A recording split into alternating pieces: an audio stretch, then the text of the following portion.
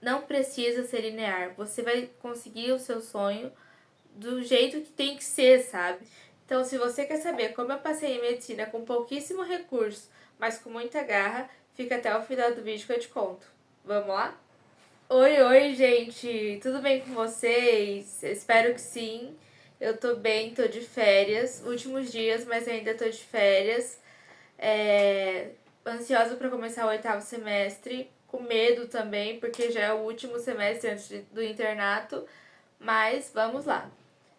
O vídeo que eu vou gravar hoje é muito importante pra mim. Eu já gravei ele algumas vezes, porque eu tive outro canal que foi hackeado e lá esse vídeo tinha ganhado a proporção que ele merece. E eu gostaria de tentar de novo fazer com que esse vídeo chegue a mais pessoas, porque é muito importante que essa informação seja passada de pessoa a pessoa, porque eu acho que quando a gente se refere a sonhos, a gente tem que sempre ser muito amplo e agregar todo mundo junto.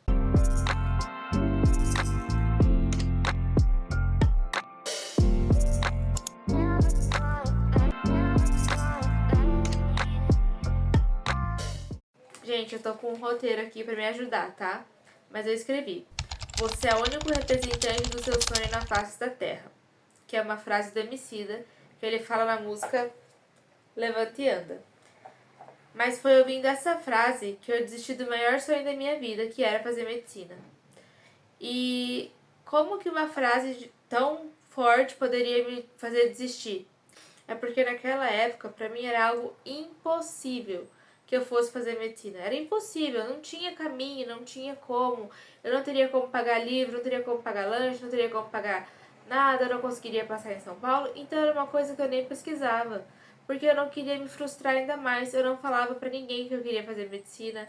Era uma coisa minha, assim, tipo, meus pais sabiam, as pessoas mais próximas, mas assim, eu sempre tive a esperança de 0,001% de que eu ia conseguir.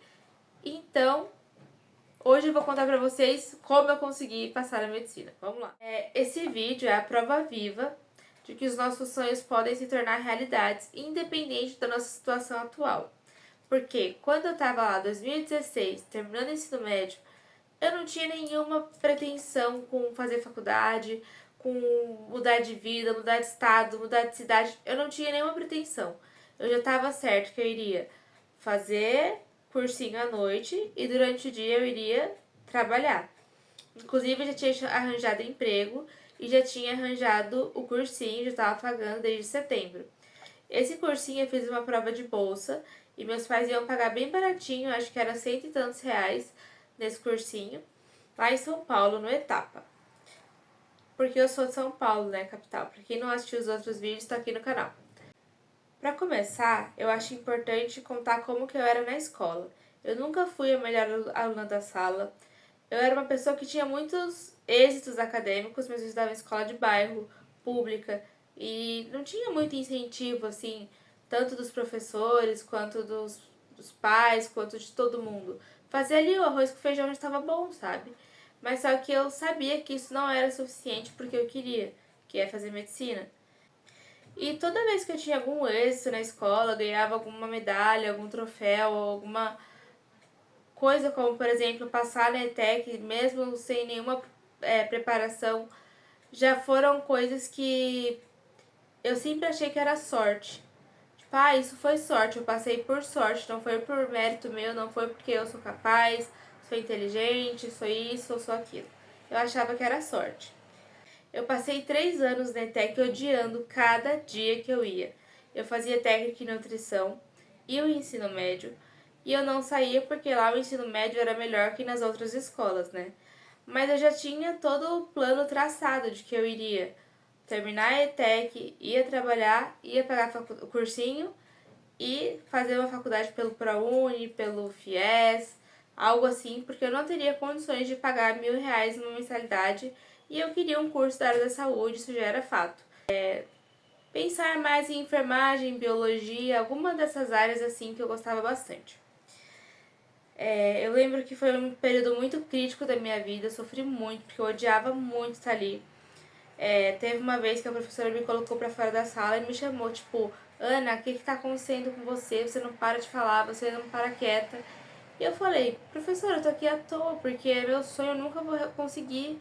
E, tipo, comecei a chorar, assim, desabar, porque era isso que eu acreditava, né? E eu lembro que eu não tinha nenhuma referência, não tinha ninguém que conhecia que tivesse uma história parecida com a minha, não tinha nada pra me inspirar. Porque a única vez que eu tive contato com um médico fora do hospital foi uma visita que o médico fez lá na ETEC. E ele disse como que era a faculdade, disse como que ele falava sobre diabetes, falou algumas coisas assim, eu olhava pra ele e pensava, cara, esse ser é um mutante, como ele conseguiu? Sendo que eu nunca tinha nem tentado ver como era, eu só ouvia falar que medicina era difícil e já abria mão. Então, assim, eu não tinha ensino de qualidade e não tinha referência pra pensar em fazer uma federal ou pensar em um ProUni, um FIES, algo do tipo. Eu só seguia ali com meus planos na cabeça, que era trabalhar e estudar. Eu lembro de um dia bem marcante que eu tava numa escada rolante e eu vi alguém passar com uma mochilinha de alguma universidade privada, que eu não lembro qual era. E eu pensei, cara, eu nunca vou fazer faculdade.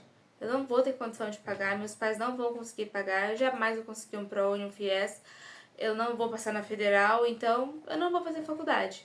E eu fiquei muito triste aquele dia, porque eu realmente queria fazer, sabe? Mesmo que não fizesse medicina, eu queria fazer outra coisa para poder ter uma ascensão social, para poder ter uma qualidade de vida e seguir o fluxo que a gente ouve por aí, que é terminar o ensino médio e fazer faculdade. Então eu simplesmente seguia esse pensamento de eu vou fazer uma faculdade, só não sei como. Então assim, não fazer faculdade era a perspectiva mais forte que eu tinha e mais certa na minha cabeça. O problema é isso, era meu mindset que estava errado.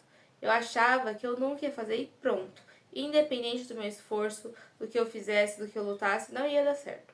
Eu sempre fui muito pessimista, sou até hoje, mas eu pelo menos consigo reconhecer que as coisas podem sim ser positivas de alguma forma. Já lá na ETEC, no terceiro ano, eu comecei a fazer um cursinho popular, que era uns R$ 200 por mês, e era todo sábado, das 7 às 9, era uma coisa assim, era bizarro, era o dia inteiro, professores maravilhosos davam um cursinho, e era popular mesmo, era acessível. Lá eu tinha a pretensão de passar em alguma faculdade, eu não pensava direito, pensava em enfermagem, porque eu já tinha um primo que tinha feito e gostava, me mostrava as coisas, eu achava muito interessante. Então eu ficava ali com enfermagem na cabeça. Quando eu terminei o ensino médio em 2016, eu tinha me inscrito pro Enem e eu fiz a prova sem nenhuma pretensão, porque eu realmente, já falei 1 milhão de vezes aqui, não acreditava que ia dar em nada. Porém, eu passei na Unifesp para fazer enfermagem. Eu passei 3 dias ali colocando as minhas notas desde ciências sociais até matemática, química, tudo, e no fim eu deixei enfermagem na Unifesp. E assim, gente, sem dúvida foi um dos melhores dias da minha vida. Quando eu vi ali meu nome aprovado na Unifesp, eu não acreditava. Minha família, meus amigos, todos ficaram muito contentes. A gente comemorou por vários dias, porque assim, eu era a primeira pessoa da família a fazer faculdade federal. Eu tinha passado, ia dar certo, eu ia conseguir manter, ia ter auxílio. Então, eu fiquei muito feliz. Eu me matriculei, fiz 1 ano de curso, eu tava 99,9% feliz ali no curso. Eu tinha amigos, eu tinha auxílio, eu tinha progressão no curso, tava indo tudo bem, eu gostava. Só que tinha aquele 0,1% que me incomodava. E principalmente se aflorava quando eu via pessoas fazendo medicina, porque era a mesma instituição, e eu olhava e falava, tá, eu quero fazer isso, eu não quero fazer o que eu tô fazendo. Que eram os cuidados de enfermagem. Eu não queria, eu queria fazer medicina.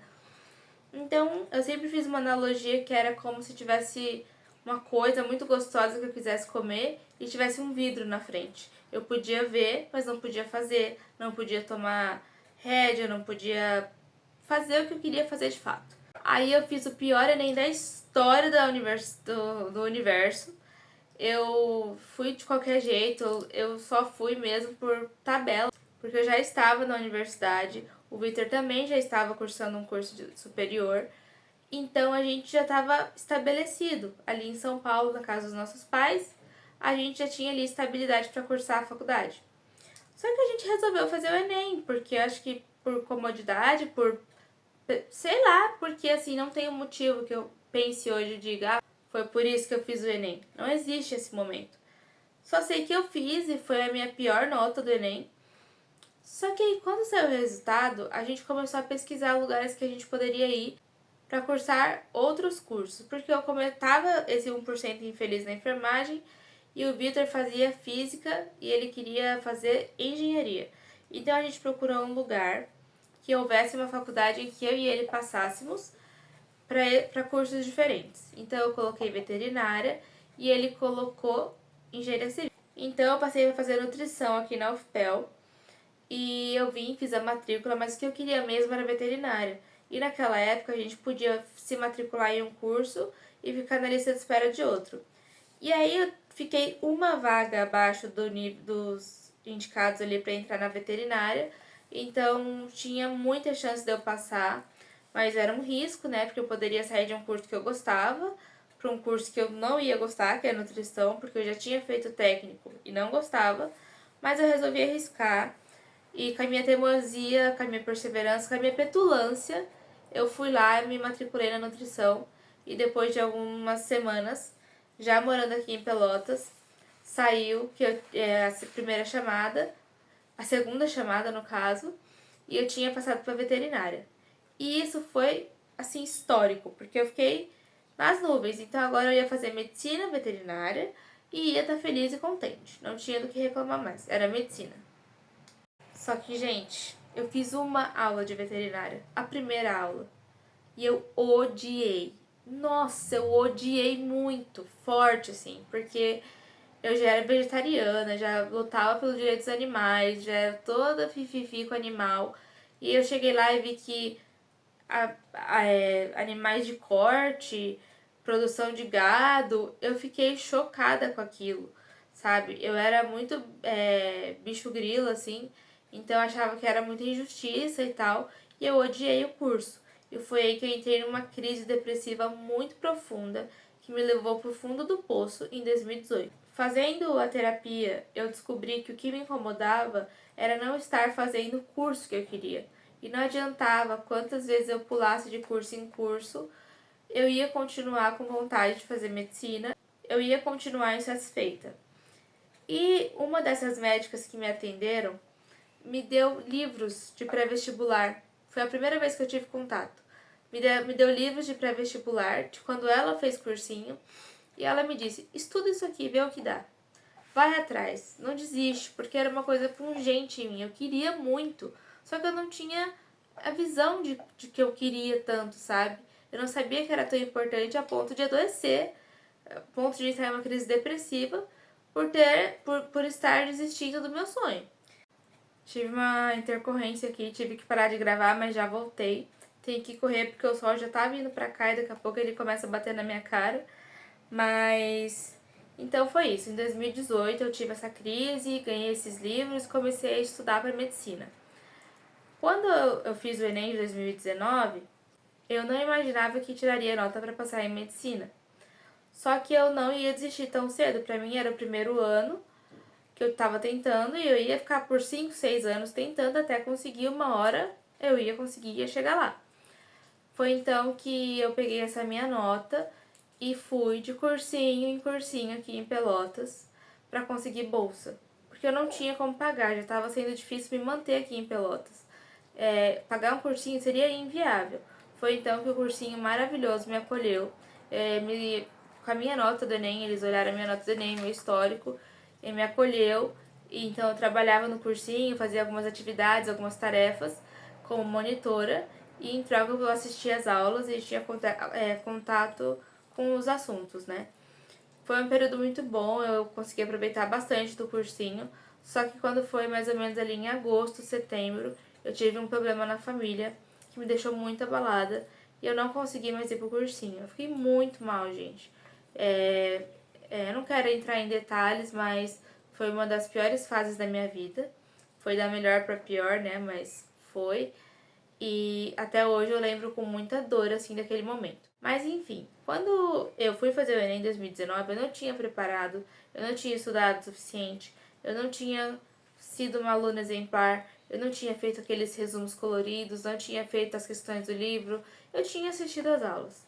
Foi isso que eu tinha feito. Eu continuei fazendo a prova do jeito que dava, eu só queria sair daquela sala.